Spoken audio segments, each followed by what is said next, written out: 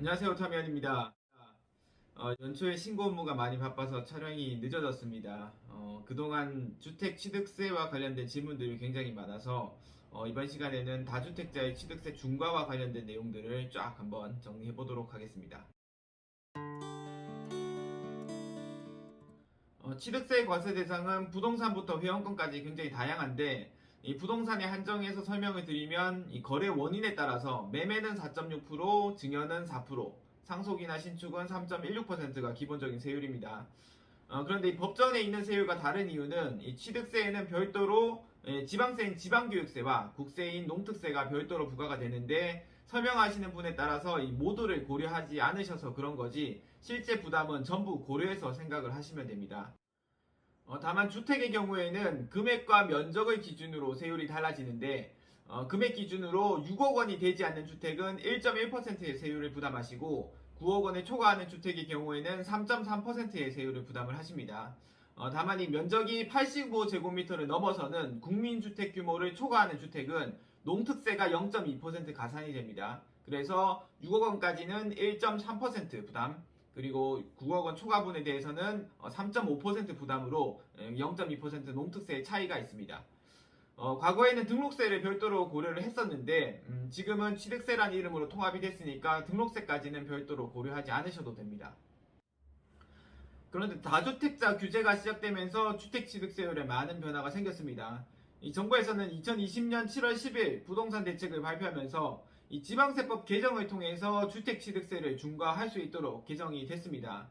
그래서 조정 대상 지역에서 2주택 이상이시거나 일반 3주택자 이상의 경우에는 최고 8%까지 세율이 적용이 되시고 조정지역 3주택 이상이거나 일반 4주택 이상자의 경우에는 최고 12%까지 중과되도록 개정이 됐습니다.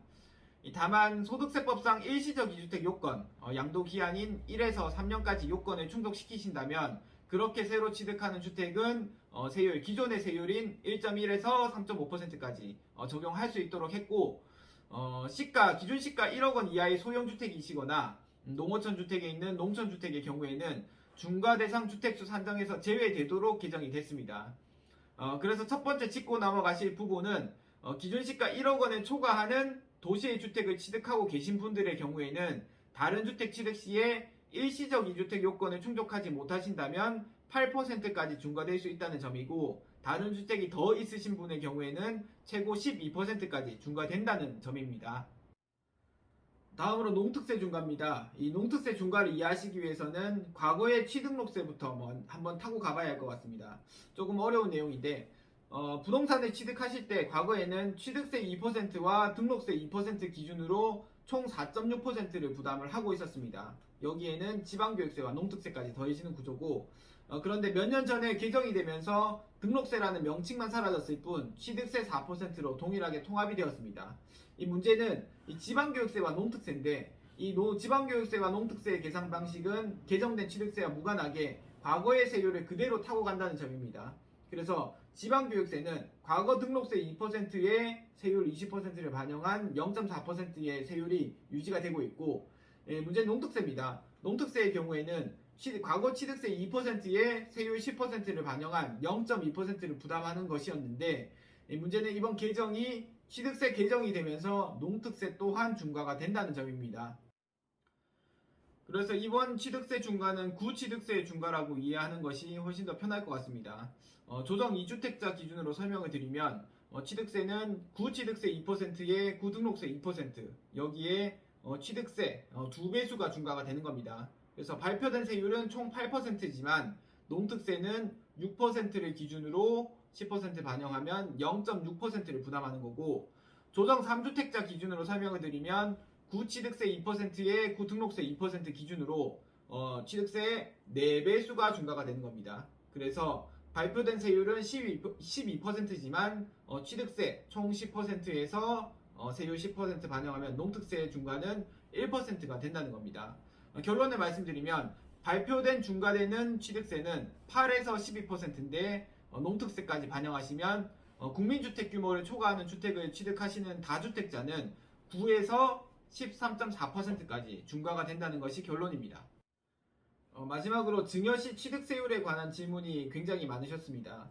과거에는 매매하는 경우보다 증여하는 경우의 취득세율이 더 높았기 때문에 굳이 다른 목적이 아니라면 질문을 하지 않으셨는데, 지금은 상황이 바뀌어서 매매 시 취득세율이 증여 시 취득세율보다 더 높아져 버린 겁니다. 그래서 증여를 고려하시는 분들이 굉장히 많아지셨습니다. 크게 세 가지는 고려하셔야 될 것 같습니다. 첫 번째로 3억 원 미만의 주택은 고려하지 않으셔도 된다. 두 번째로 조정 대상 지역이 아닌 주택은 고려하지 않으셔도 된다. 세 번째로 취득세율은 증여자를 기준으로 중과 여부를 판단하기 때문에 이 부분을 조심하셔야 된다는 겁니다.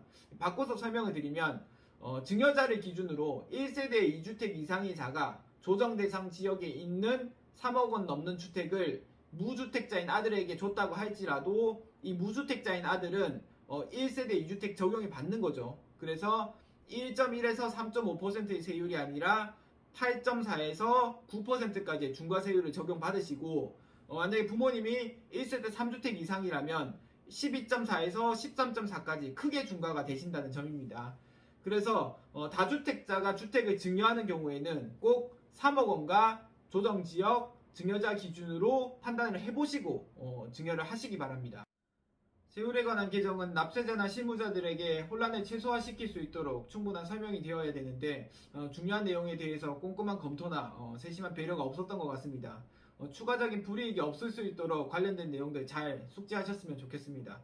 제가 준비한 내용은 여기까지입니다. 구독과 좋아요 부탁드리면서 다음 시간에 또 인사드리도록 하겠습니다. 감사합니다.